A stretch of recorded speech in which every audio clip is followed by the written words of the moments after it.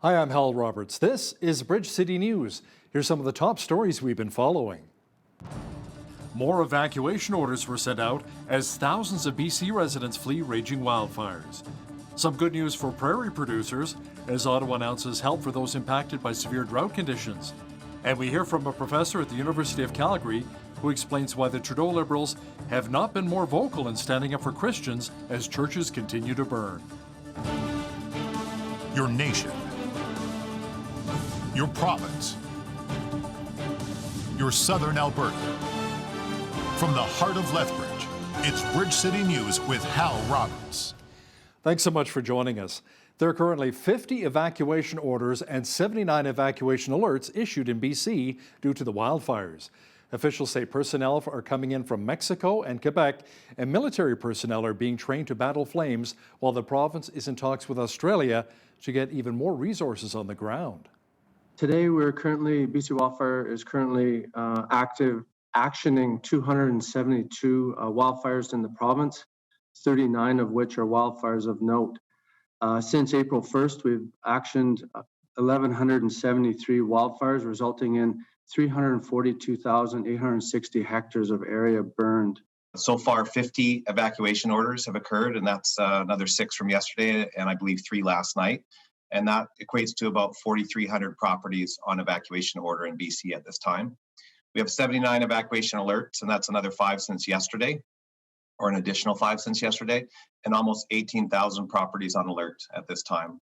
We have 18 reception centers stood up across BC that are listed on our Emergency Info BC website. And if you require supports or emergency supports as an evacuee, please visit a reception center in person or call our Emergency Support Services info line at 1-800-585-9559. Help is on the way for farmers in Canada who have been dealing with severe drought conditions. Federal Agriculture Minister Marie-Claude Bibeau announced a number of measures and said Ottawa is working with the prairie provinces on how to best respond to the drought situation. On the federal side today, we are announcing an early list of regions in Manitoba, Saskatchewan, Alberta, British Columbia, and Ontario that are eligible for livestock tax deferral due to the recent extreme drought conditions. As of last week, we received the initial request from 5 provinces to start the process of putting together an agri-recovery disaster relief program. Federal and provincial officials are now working together to do the assessments and design those programs province by province. We are working around the clock to turn those around as quickly as possible to help farmers with the extraordinary costs they face. The province and the federal government have reached a new agreement on childcare. Through the initiative, Ottawa will be providing $290 million in funding over 4 years to Alberta to improve access to affordable and flexible childcare programs. The new funding will be used to enhance subsidies and offer more support for working parents. The agreement includes a one-time investment of $56 million in 2021 and 2022 to support the recruitment and retention of early childcare workers. Officials say Ottawa is investing up to $30 billion taxpayers' dollars over the next 5 years to build a Canada-wide early learning and childcare system. Alberta's opposition leader, Rachel Notley, was joined by childcare operators and parents in Grande Prairie earlier today, and she responded to the childcare announcement. Notley says this is funding that was desperately needed for an industry that has been severely hurting. The UCP cancelled the $25 a day pilot program that was helping thousands of working parents, including those who are standing with us here today. Jason Kenney made cuts to early childhood education that cost us 4,000 educators in the last year alone. And we have seen the participation of women in the workforce drop to levels we haven't seen since the 1980s. Every day that the UCP delays signing an agreement with Ottawa equates to leaving $1.1 million on the table every day. For families, that works out to about $800 in lost savings per month, per child, or on average, $9,600 per year. A recent release by the Alberta Union of Provincial Employees says the province is looking to cut wages for Alberta Health Service frontline workers and support staff. The Alberta government tabled a 4% pay cut for workers recently after negotiations were put on hold after the pandemic. Dr. Verna Yu, the president and CEO for AHS, says she knows the struggles the workers are facing, but she wants them to hold on for just a little bit longer. But healthcare is needed for everyone in Alberta. So we have to do with what we have. And as I said, we are very grateful for our incredibly committed staff. And we are really working hard to bring in the resources, the positions, to really make sure that there's that support possible so that our staff don't burn out from fatigue. Finance Minister Travis Taves says the province appreciates the hard work frontline workers do, but they have to think about Alberta's huge debt.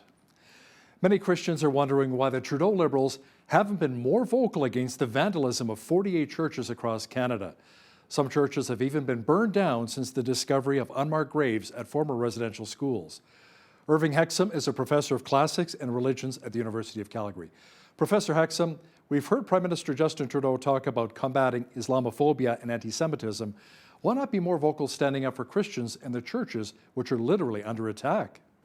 This is very strange. I think it's a sort of woke movement in the government that they simply don't think Christianity has been very important. Now, even though many of us feel that Canada is a Christian nation, you don't really believe that's the case, do you? A lot of what's going on now is a reaction against Christianity generally. Canada is a very anti-Christian country. I think we've got to face that very clearly. Now, you believe that many parts of Europe are even more Christian than Canada, including Germany. They celebrate Christian holidays, and all sorts of holidays are celebrated regularly. The government acknowledges Christianity, and Mrs. Merkel, for example, when the refugees started pouring in 2015, she said it was her Christian duty to accept these people and help them. And she made a big thing about this. She was very clear that she was a Christian and she wasn't going to turn people away and let them suffer because it was against Christian ethics. Now, I've never heard a British or a Canadian government say, we're going to do this for Christian principles. They just don't say it. They don't seem to have any principles except the pragmatic ones of what works and helps them win the next election. Thanks so much for your time today. That was Professor Irving Hexam joining me from the University of Calgary. Lethbridge police have charged a 34-year-old man who was involved in 4 commercial break-and-enters. Police arrested Andy Troy Spear Chief on July 22nd after police recognized the man who matched surveillance camera footage from a break-and-enter last month at House Suite Inc. in downtown Lethbridge. Spear Chief was released on bail and will next appear in court on August the 5th. The Alberta municipal election is coming up this October. Here in Lethbridge, there are 6 candidates so far vying for the mayor's seat. You can include local realtor Gary Claussen. Claussen says his platform would include cracking down on crime. He says when it comes to the police budget, he would not be cutting it like what's been done in the past. You can't cut their budget and then ask them to do more work. You know, we've got a wonderful college that's got a great police college, a training session for police. You know, I was thinking that maybe they should turn around and there's a lot of policemen out there, but they need help. They do. They need the local citizens to help them. There's people that are upset because they'll call the police and it'll take them 20 minutes to get there. But they're doing so much stuff out there. They're so busy that they can't be everywhere at the same time. Catch the full interview with Mayoral Candidate Gary Claussen and BCN's Jeanette Rocher coming up after business news. The Lethbridge College Be Fit for Life Centre lost funding earlier this year after the province announced cuts to the program. Now the BFFL is integrated into an academic centre where they've joined forces with the college's Centre for Business, Arts and Sciences. As Micah Quinn explains, students will now have the opportunity to get even more hands-on with their learning. Kaylee Vogel is the program administrator for Be Fit for Life, and she says they are grateful for the opportunity to continue with current program offerings and expand to meet the needs of students. I would call it more of a partnership. So yes, we are merging. We've transferred from a non-credit department into an academic center. So it's a great opportunity for us to continue this way, stemming from the provincial network. We still have all of our resources and everything that we built from there and all those partnerships, which is awesome.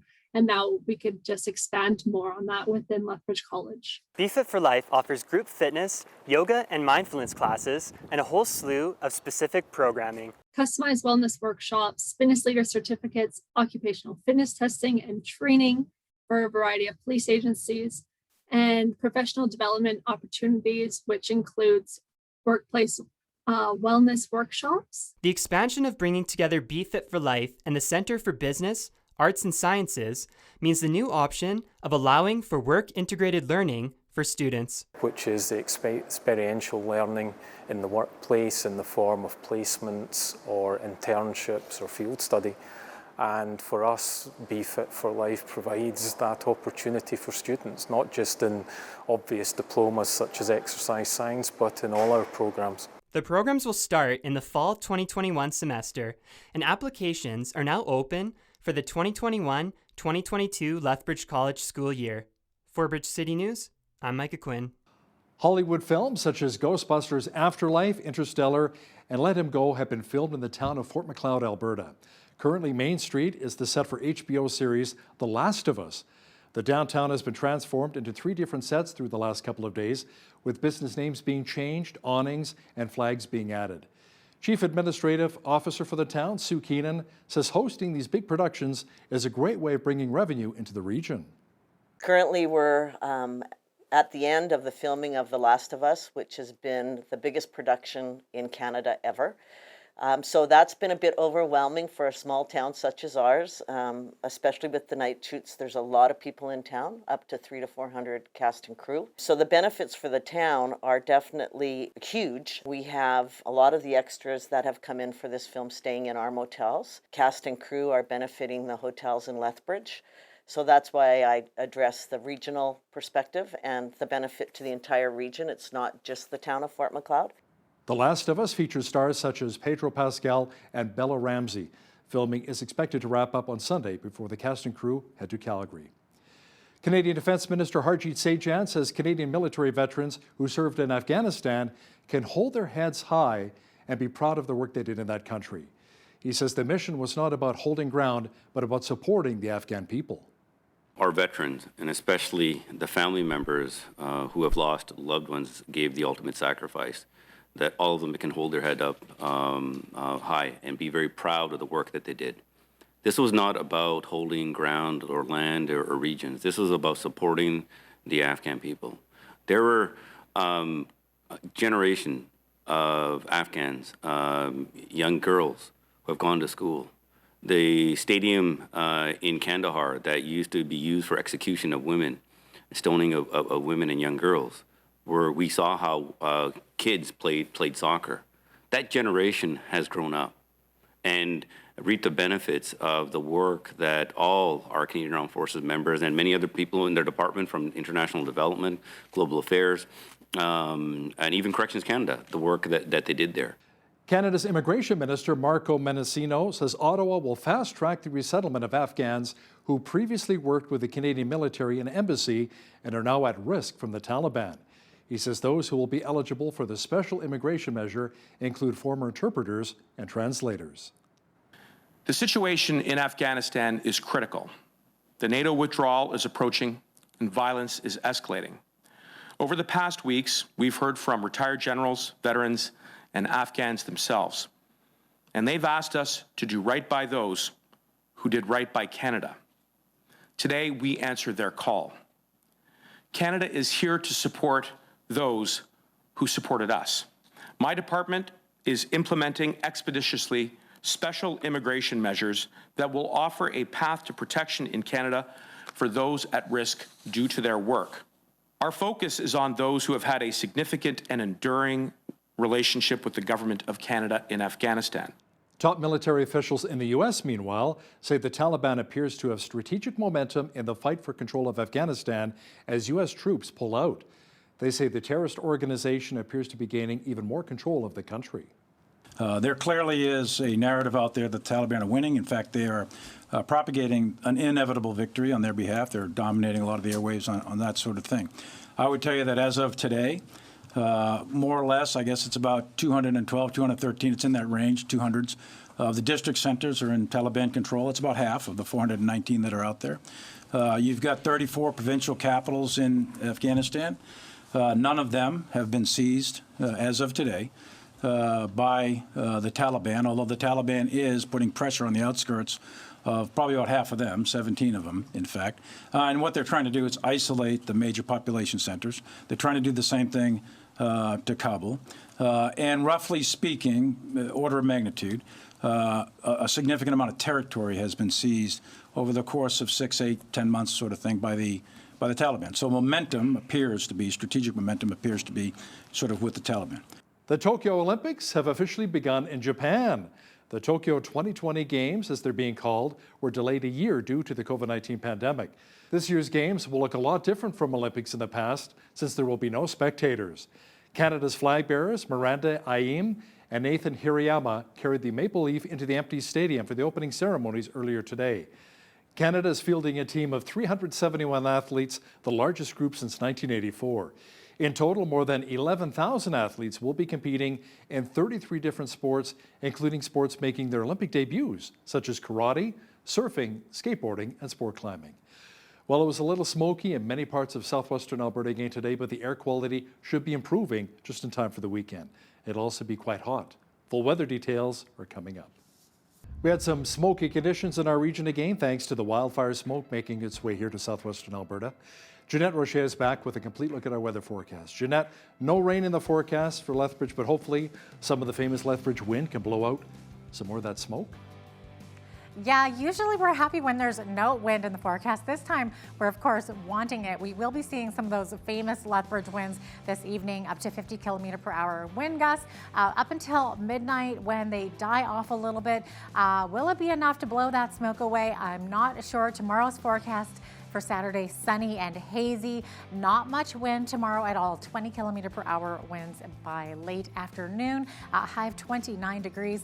The rest of the forecast is looking like sunshine and warm temperatures, but it all depends on that those wildfires and the smoke, if it's going to blow it on into Lethbridge or not. 31 the high for Sunday, 32 for both Monday and Tuesday, and then 29 on Wednesday and Thursday. So we are looking for hopefully nice sunny skies with no smoke coming up for the next week. 26 the average high for this time of year. We're well above that. 11 degrees the average low. 38 was our high temperature back in 2003, and in 1982 we had a very chilly July day. It was only 5 degrees. 5:50 is when the sun rose this morning, and our sun set this evening at 9:26 p.m. So we're seeing days getting a little bit shorter. We're looking at under 15 and a half hours of daylight these days. On the coast, sunshine. Victoria, 23 degrees, 24 in Vancouver, 24 for both Edmonton and Calgary. Calgary looking at sunny and hazy conditions as well tomorrow, much like Lethbridge. Both of those Alberta cities looking at 20 kilometer per hour winds as well. Looking to Saskatoon, we are seeing smoky, hazy conditions in all three of these cities. Saskatoon's high 25, looking at 60 kilometer per hour winds, 50k winds in both Winnipeg and Regina. 26 the high in Regina, 27 in Winnipeg. So windy and hazy for those prairie cities. Over in central Canada, Toronto looking at quite a bit of rain tomorrow, 10 to 20 millimeters of rain. Risk of a thunderstorm as well. 26 the high, 27 the high in Ottawa. And Montreal, sunshine, 29 degrees. Ottawa also looking at some showers tomorrow. 30% chance of showers in much of the Atlantic coast here. Fredericton looking at showers, a risk of a thunderstorm tomorrow. 26 the high. 30% chance of showers in Halifax tomorrow. 23. Also a 30% chance of showers in Charlottetown with a high of 22 degrees.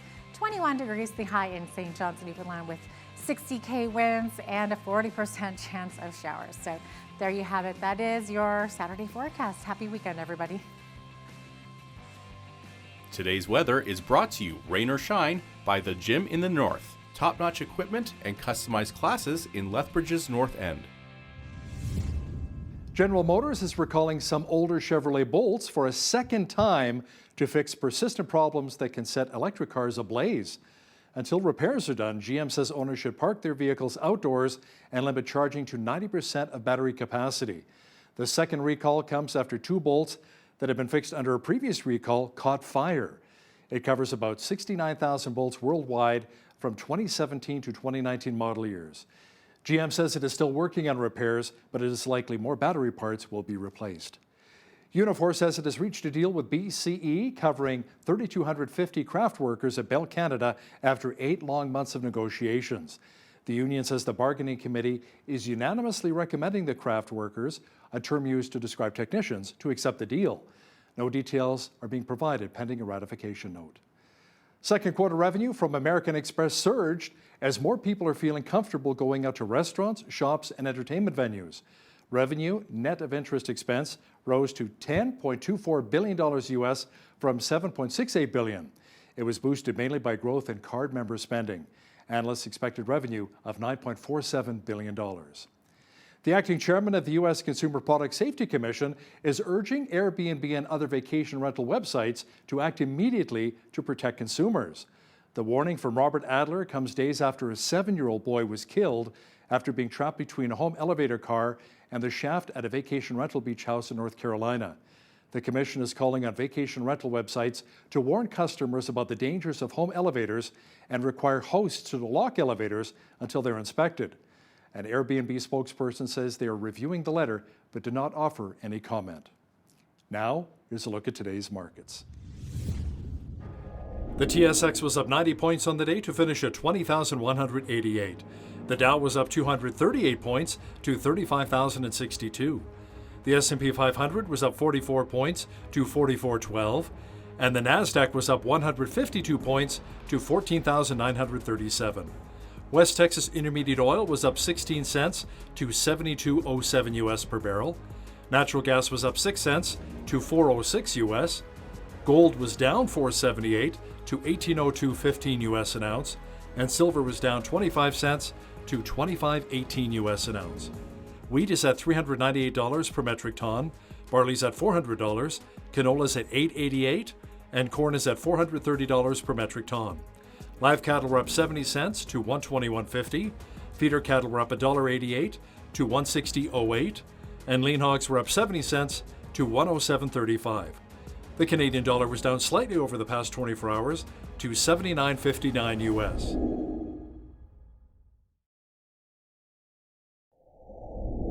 Recapping one of our top stories this hour, the province and the federal government have reached a new agreement on childcare.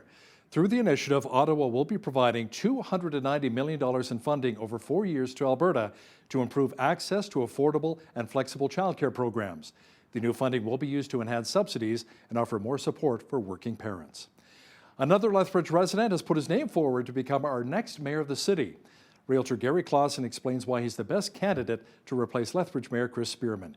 His one-on-one with BCN's Jeanette Rocher is coming up shortly. Here's your Bridge City News community calendar. Looking for some summer fun and faith-filled adventures for your kids? Park Meadows Baptist Church presents Treasured Vacation Bible School, taking place July 26th to the 30th from 9 to 11:30 a.m. each day. Your kids will embark on an epic quest through hidden ruins and ancient caves to discover that they are God's greatest treasure. Cost is $10 per child and open to kids ages 4 to 11. For more information and to register, visit parkmeadowschurch.ca. The Lethbridge Folk Festival is taking place Saturday, August 14th at Legacy Regional Park's Belvedere Amphitheater from 1 to 7 p.m. Enjoy a day of free, family-friendly entertainment, live music, delicious food truck offerings, and more. The festival will feature folk, roots, and blues music performed by local bands Celtic Roots, the Steve Keenan Band, and Junkman's Choir. Plus, other musical artists Scott Cook, May Davis, and the Traveling Mabels will be performing. For details, visit lethbridgefolkclub.com. And that's your Bridge City News community calendar. October 18th, we'll see municipal elections taking place across Alberta. Joining us today is Gary Claussen. He is one of several candidates in the mayoral race here in Lethbridge. Welcome to Bridge City News, Gary. So great to have you on today. Hi, Jeanette. It's good to be here. Thank you. So can you first of all tell our viewers a bit about yourself and what's your background and why you decided to run for mayor? Hi, Jeanette. Well, the reason my background is I was born in Lethbridge, and I've lived in Lethbridge area all my life. I've lived here forever. So what happened is I I was in the trucking business with my dad. We all sand and gravel for 19 and a half years. And now I've been a realtor for the last 29 years, which is a wonderful job. I meet a lot of people. I do a lot of things to help people get their dream houses. Yeah, I bet you meet a lot of people. I do. And the reason I'm running for mayor is I want to make a difference in this city. I want to make it a better place for everybody to live. Okay, awesome. So one of your top issues, Gary, is to get tough on crime and make Lethbridge a much safer city. So what do you see as being the biggest crime issues that need to be reined in?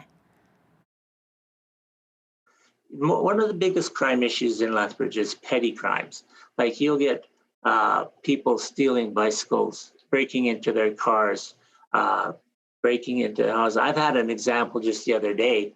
I had a person try to break into one of my garages. This is just day before yesterday. They couldn't get the garage door open, but they tried to break into it. I mean, they're just breaking in and stealing things so they can sell it and, survive, I guess. I mean, I'd like to find a reason why they're doing this. I think it might be because they're too lazy to work. I don't know. The petty crime is the worst part in this town. Like, I bought my grandkid a bicycle for his birthday. They had it in the backyard, and somebody came in the backyard and stole it before he even got to ride it. That's just terrible. People are just stealing bicycles. My neighbor across the road last week had his bicycle stolen out of his carport.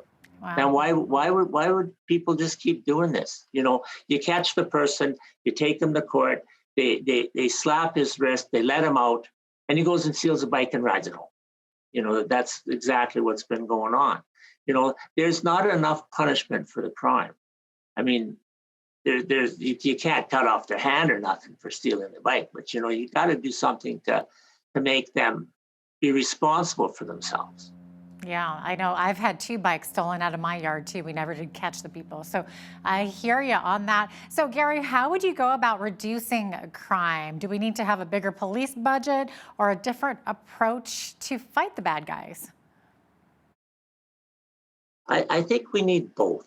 We need to keep the budget, because the police, you can't cut their budget and then ask them to do more work. We've got a wonderful college that's got a great police college, a training session for police. I was thinking that maybe they should turn around and there's a lot of policemen out there, but they need help. They do. They need the local citizens to help them. There's people that are upset because they'll call the police and it'll take them 20 minutes to get there. But they're doing so much stuff out there. They're so busy that they can't be everywhere at the same time. So I was thinking, and this is going to happen when I become mayor, because I am going to become the mayor, just so you know, that, why don't they get the students from the police academy to be ride-alongs with them? So they got a police academy guy and a police officer in there. It'd be great training for a guy that's wanting to be a policeman. And then they've got 2 people in there, and they can have more people out on patrol and stuff than that. It's terrible that they just have to turn around and they don't have enough people. They don't. I would like to. I really have a heart for the cops too. Police. I have a heart for the police because they need help. They need help. They need to turn around, and they need people helping them all the time too.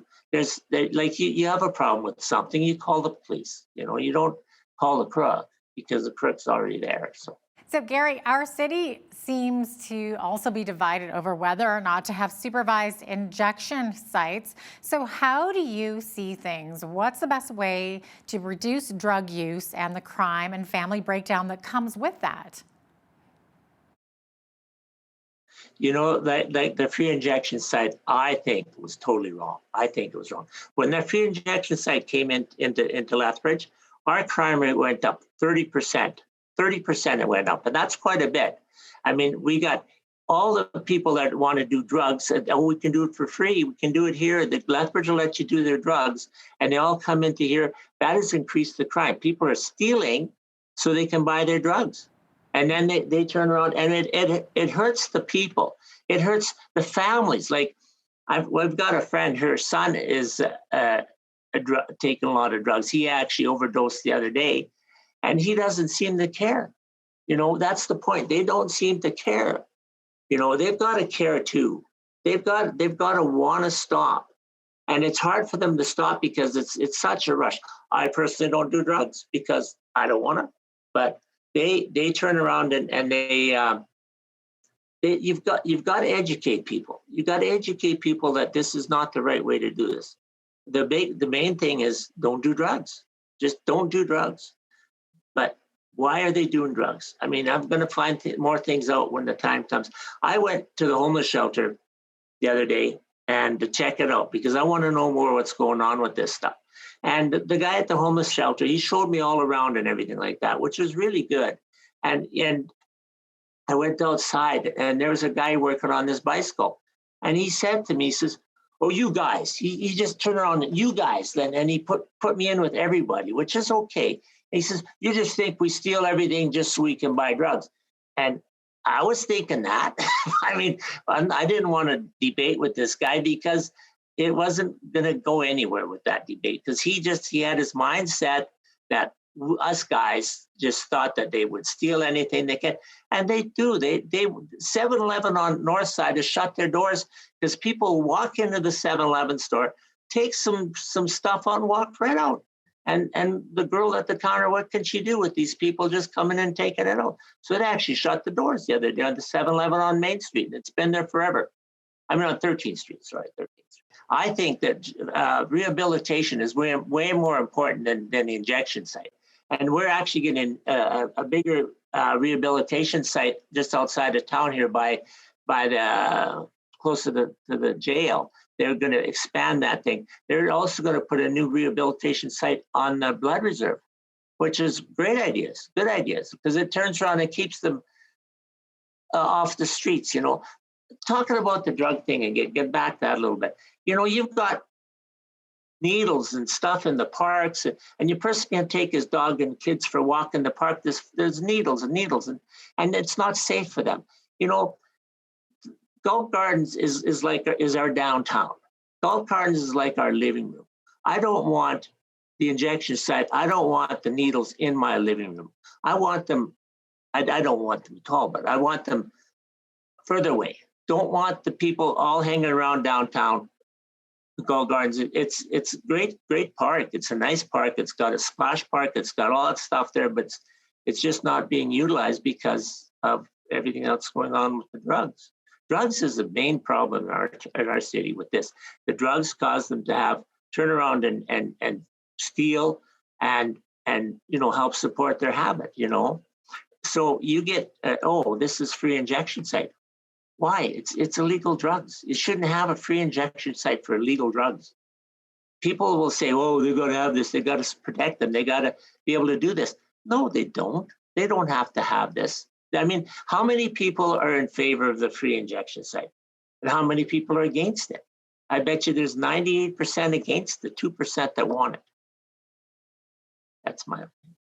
So the man at the shelter who was confronting you, you didn't want to talk to him and ask him what his story was, since he's confronting you about the stereotype about all of them and how you guys think.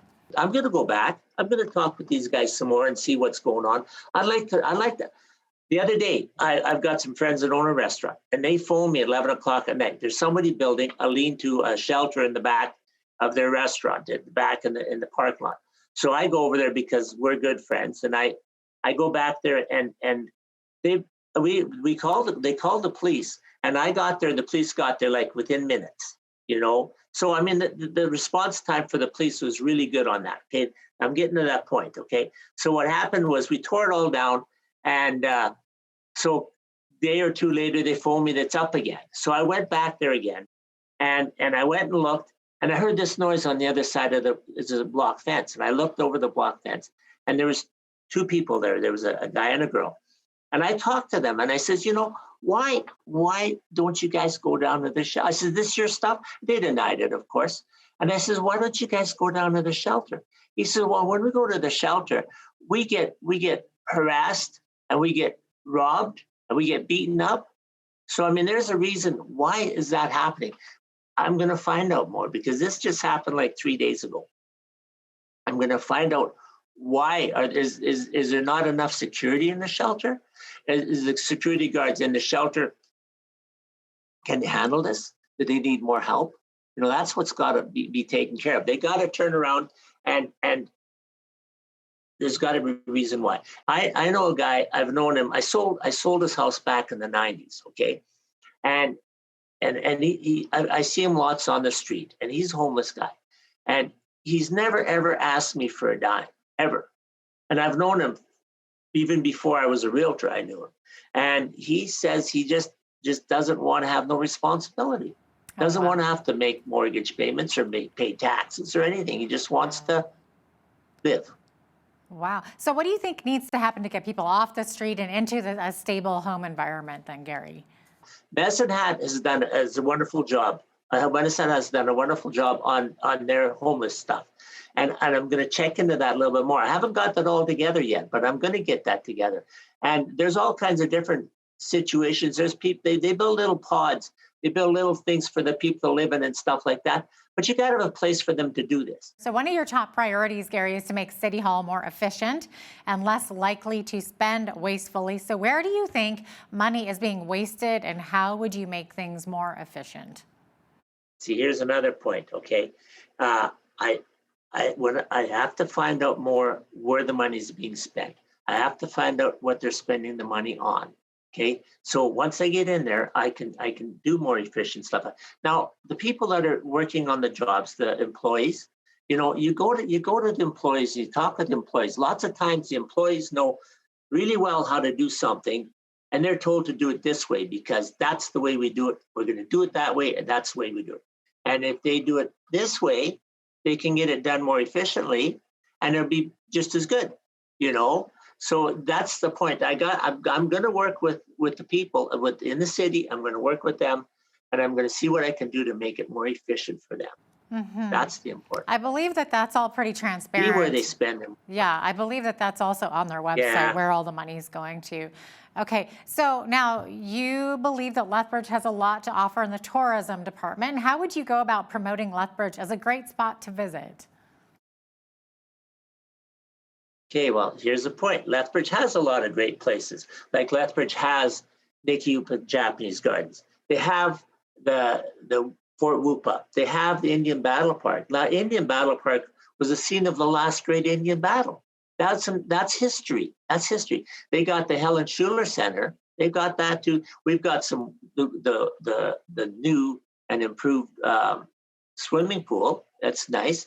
We've got hockey. We've got Bulls baseball games. We got some good entertainment for the people. Take example, Street Wheelers Weekend. When Street Wheelers Weekend happens, we get more people at Street Wheelers Weekend than we do at Whoop Up Days. Okay, Street Wheelers Weekend, when it's on, people look forward to it. People from all over the country come to Street Wheelers Weekend. BC, Saskatchewan, Calgary, Edmonton, everybody comes down for this weekend. And there's a lot of car guys, they're buying gas, the hotel rooms are all full, everything is really, they're at restaurants. It's a very good influx to our society, our city, when that weekend happens. So there's a lot of good points that can be done for that too, because car guys love to spend money on stuff, so it's a good thing. That's all kinds of stuff. There's other things that we could do to make more stuff into the city, but it's not there yet. Okay. It's not there. Now, Gary, let's switch gears here a little bit and talk about COVID. COVID has, of course, been a big issue everywhere on the planet. If COVID does erupt again this fall and winter, how would you go about handling things differently here in Lethbridge?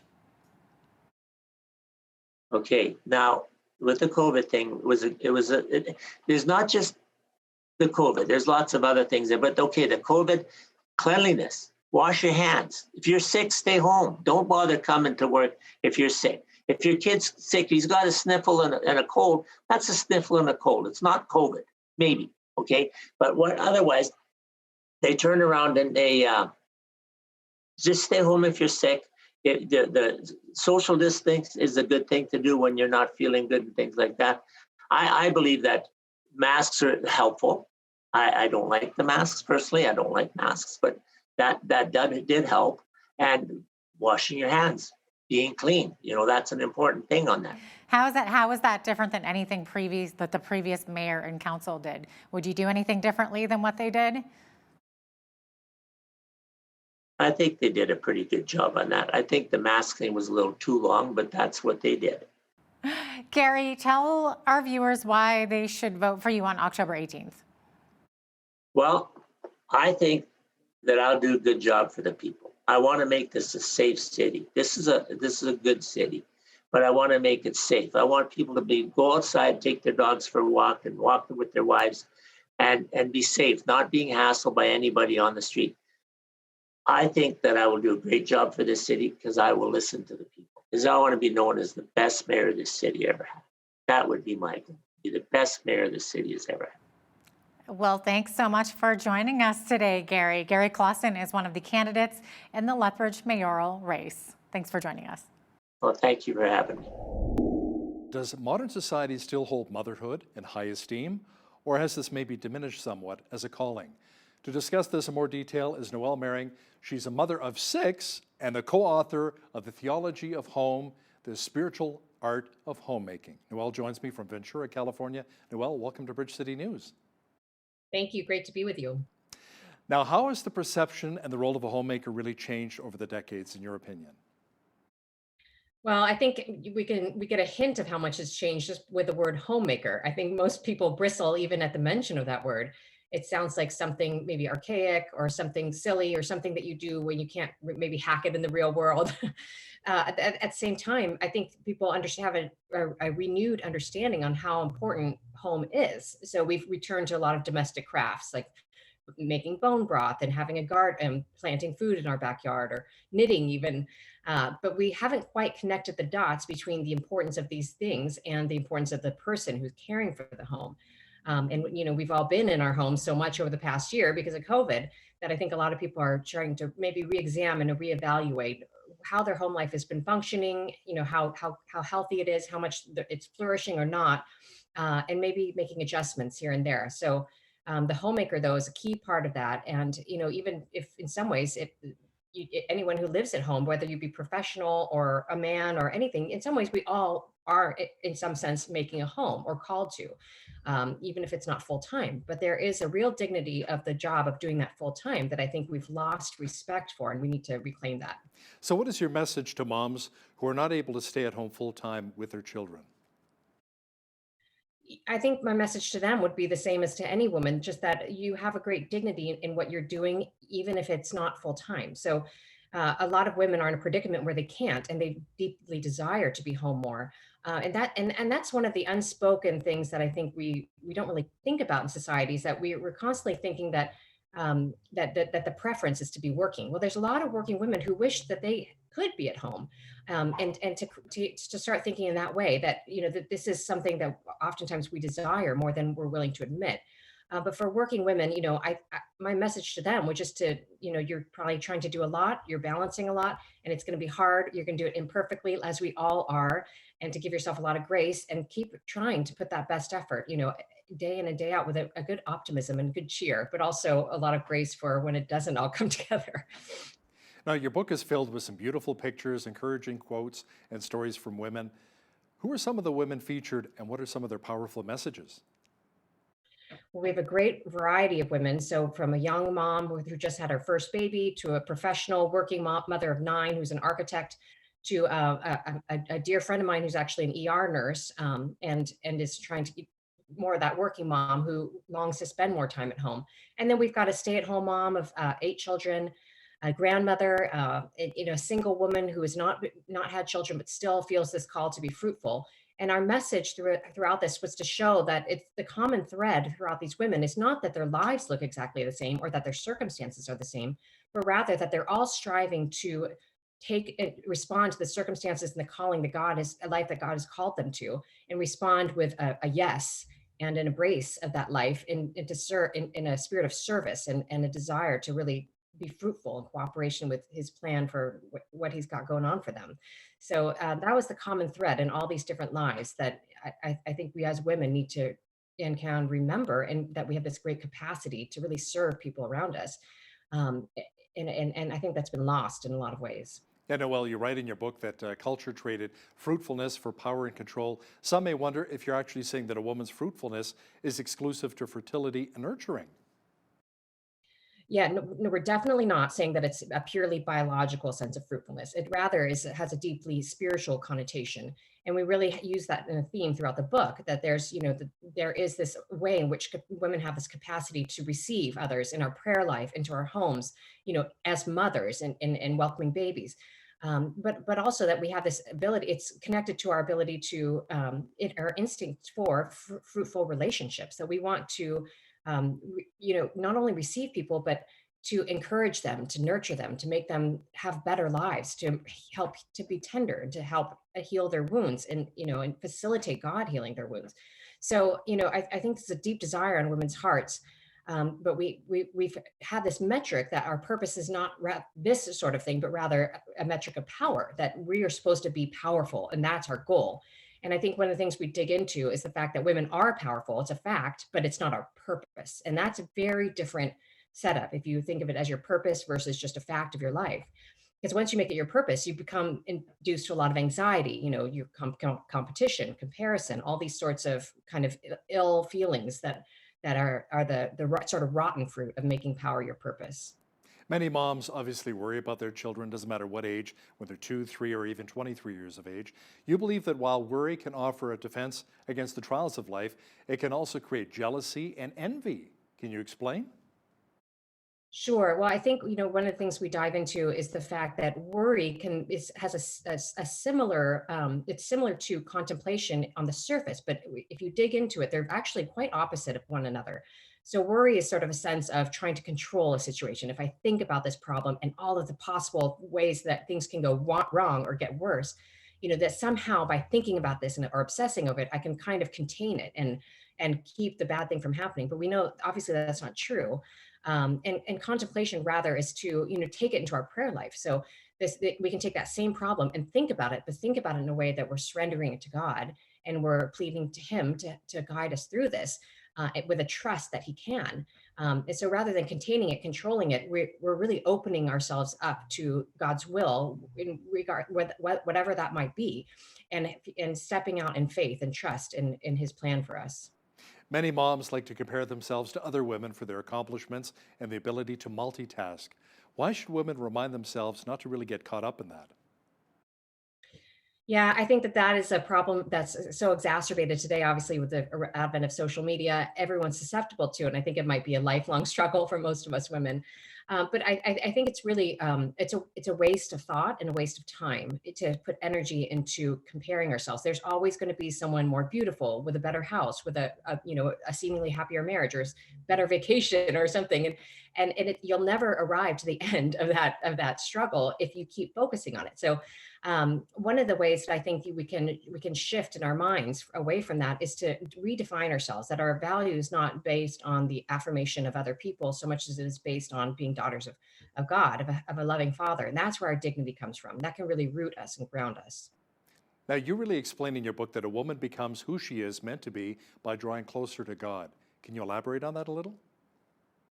Sure. I think, if our fundamental definition is in connection to Him, then it is in uniting ourselves to His will, coming closer to Him so that we might be able to reflect Him, in which we become more ourselves. So I think oftentimes people think that a relationship with God will sort of like subsume your personality, or you won't live your true self. You won't, and that's a very modern notion that we need to be individuals based on, this expression of this very unique, something inside of us.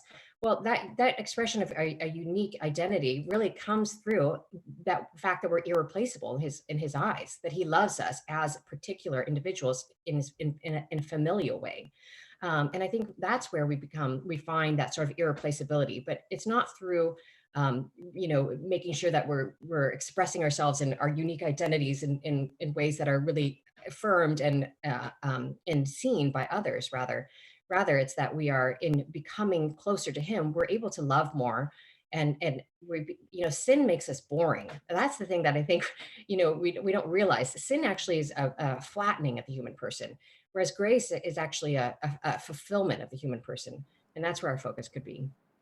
The role of a mom oftentimes involves a lot of serving. and many hold their children a little too tightly, which becomes more exposed as children get older. Why is detachment to our children necessary and the best thing for our children? It's such a good question. And, one thing we're trying to figure out is, that there are two extremes that parents can fall into, and mothers maybe in particular, either too neglectful, although that's more rare, but the more likely extremes that we become too controlling, or that we use our children almost to serve our own egos or to reflect us into the world in a way that's positive. And I think we all know that real leadership and real, whether it be through the father or through any parent, is going to be for the sake of empowering that child to actually go out into the world with confidence and courage and making their own decisions and able to rule themselves rather than be ruled by outside, externally. But it's creating children who it's ultimately, we're working ourselves out of a job.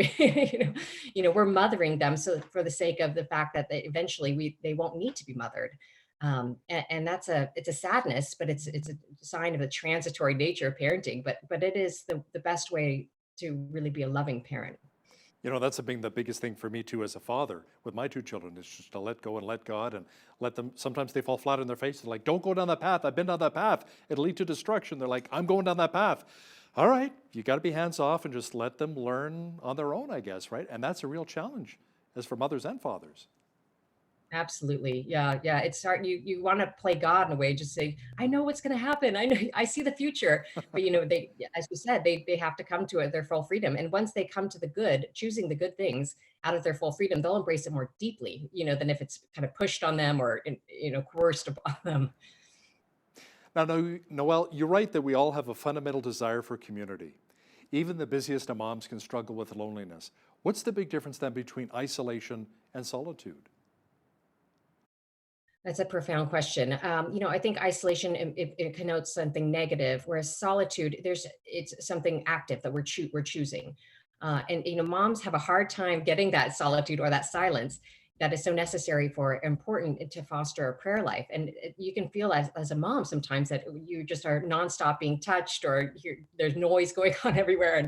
And it's really hard to find that silence. And so, we talk about trying to foster, even as busy moms, interior silence in our soul. So we can, even despite the chaos, kind of retreat into just for a moment and connect with our Lord.